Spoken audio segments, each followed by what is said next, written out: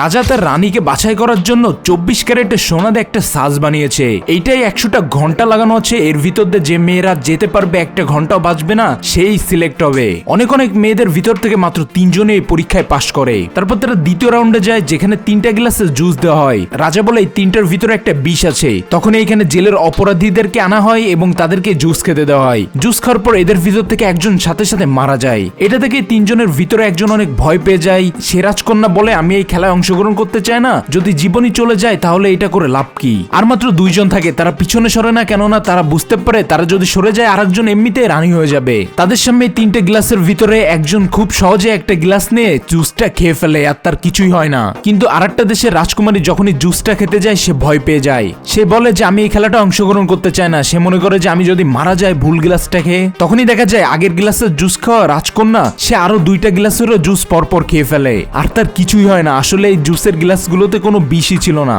রাজা তাদের সাহস আর বুদ্ধি পরীক্ষা করার জন্য এই চ্যালেঞ্জটা দিয়েছে, আর এই মিশরের রাজকন্যা সেটা পার করে ফেলেছে। এখন থেকে সে এই রাজ্যের নতুন রানী।